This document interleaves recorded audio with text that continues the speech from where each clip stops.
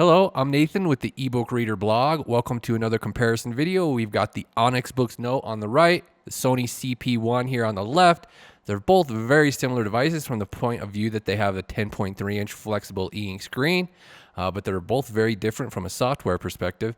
Sony has the edge in the hardware. Their device is extremely light, very nice, very thin. It's got this matte texture front and back. The Sony device weighs about 100 grams less than the Onyx device.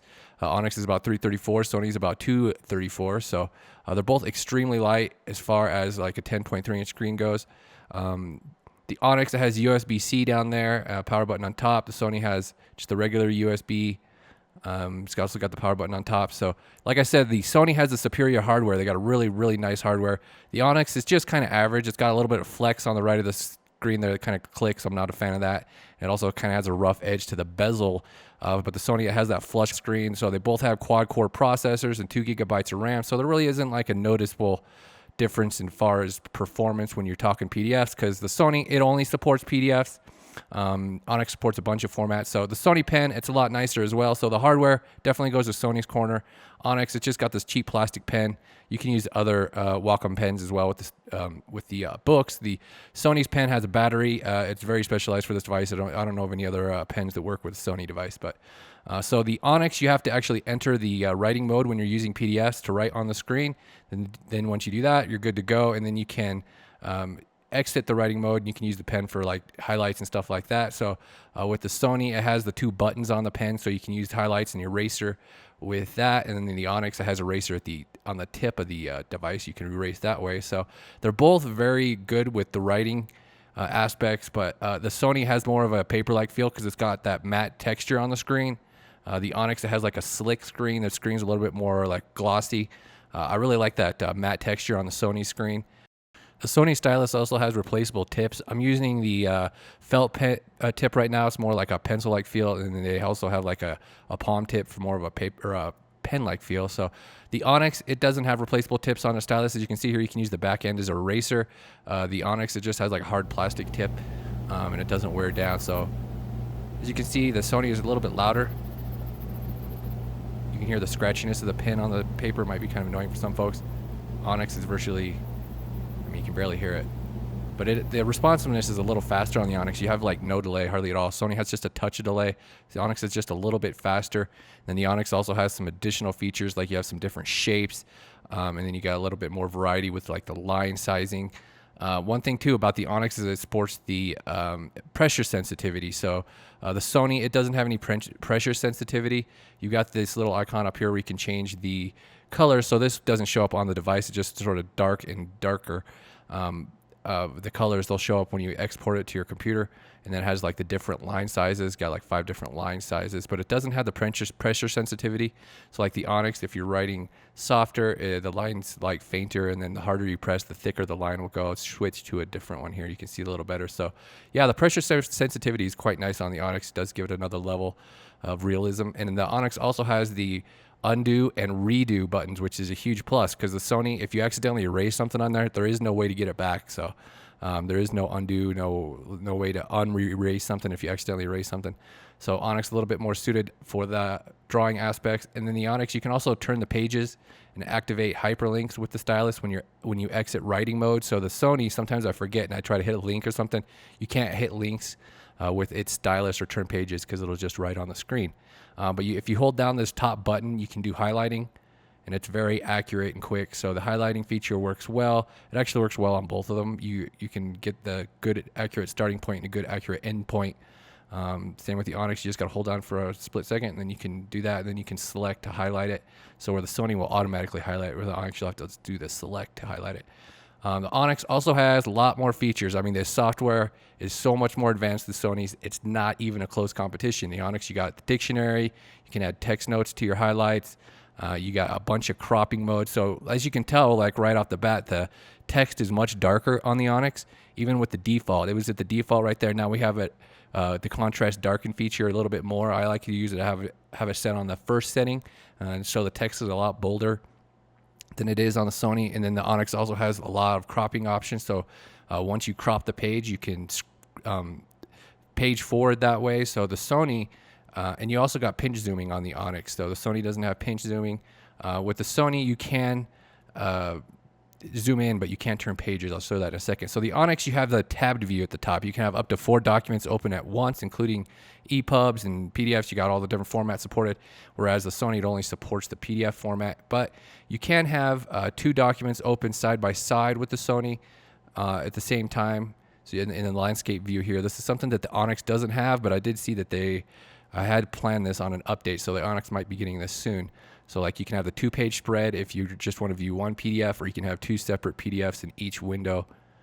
Another thing you've got, they got the side note feature. So if you want to have your document open on one side and you can take notes on the other side, the Onyx, it has that exact same feature. You just got to open it up from the top menu here, and then you get the same side note feature. They kind of copy that from Sony, so it works on both of these. One advantage with the Onyx, though, because like when you have it in landscape mode like this, the PDF's obviously very small. I mean, compared to like the 10-inch screen, you're only getting like half of it here. So the Onyx does have those cropping features that do help a lot, because then once you're cropped, you can scroll, you can zoom to, or you can turn pages to the other pages. The Sony, you can, like I said, you can zoom in on the Sony, but you can't turn pages. So here we'll show it right here. You can select like what area you want to zoom into. So then the Onyx, it has that same sort of thing. Like it has like the preset cropping ranges, like if you wanted to just like crop to width or whatever, but it also has the, you can custom define the area you want to zoom into, sort of like the Sony. And then, like I said, the main advantage with the Onyx is you can page forward when you are in this mode. So let's go ahead and go to, if you hit that tab up there, you get rid of your tabs, and then you can have more of a full screen look. So yeah, with the Sony, you can scroll around now. They didn't used to have this option, but they added that with the firmware when they released the CP1. So it's the same deal with the RP1. It has the exact same software. So yeah, it's definitely more of an advantage with the Onyx being able to page forward while you're zoomed in. Because Sony, you have to unzoom, then go back, turn page, and zoom in. It's just not very practical. So they both have this sort of like annotations view where you can view the list of all the pages you've added annotations to. And you can easily jump back and forth that way. You got the they both have a section that shows all your highlights.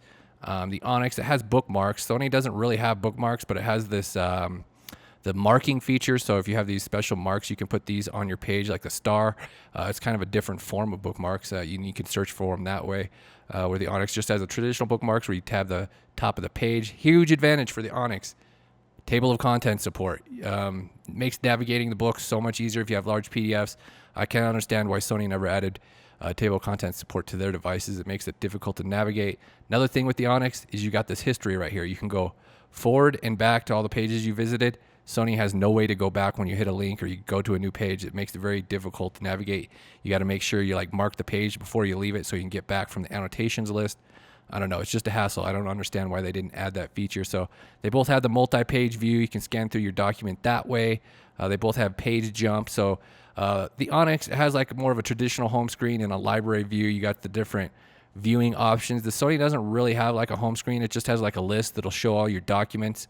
The Onyx runs the open Android 6.0 software, so you got like your recent apps list right here, and it supports installing Android apps like the Kindle app. So you get like a big advantage with being able to read other kinds of documents on here instead of just PDFs. So the Sony has that document view, and it also has the folder view, so you can navigate by folders, and you can have different levels of folders on the Sony. Same with the Onyx. It's got a file manager as well.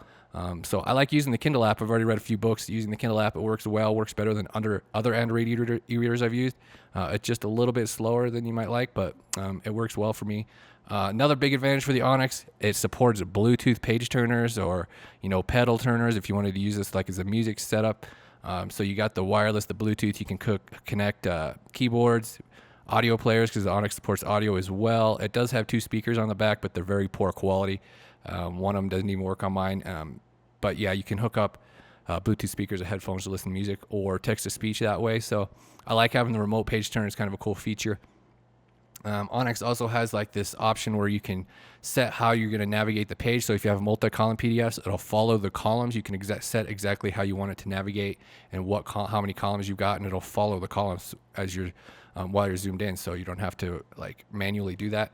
So the the Onyx also has the Google Play Store on board, so you can install apps that way. Obviously with ink, it's kind of hit or miss how well they're going to work, but It does offer a lot more functionality than the Sony, with just being a PDF reader and a notepad. So you got some different templates on both of these devices.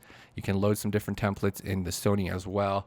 I'm not sure if you can load different templates in the Onyx or not. The Sony, everything's PDF, so even your notes are in PDF format. So another thing for the Onyx, you got the web browser.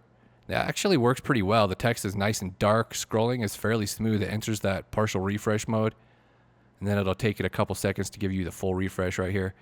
And then you can, yeah, it works pretty well, actually. I'm surprised by the web browser on the Onyx. So definitely huge advantage of the Onyx as far as the software. You can install apps. It's got all this kind of extra functionality, supports audio. So the Sony, only a PDF reader, only a digital notepad. The Sony's hardware is much nicer than the Onyx, though. I mean, the Onyx is just average. The Sony, it's like on a different level. I've never felt or seen a device like this before. Same with the RP1. They're just extremely light, extremely comfortable to hold. They got that matte finish front and back. So yeah, Sony wins in hardware, definitely, but the Onyx, it's not even close. Blows the Sony away as far as software features go. So I'm going to wrap up this video right here. Check out the main reviews for each of these if you want to see a little more in-depth look. Check out the ebookreader.com for full reviews and, you know, anything else related to e-readers. Thanks for watching, guys. Bye.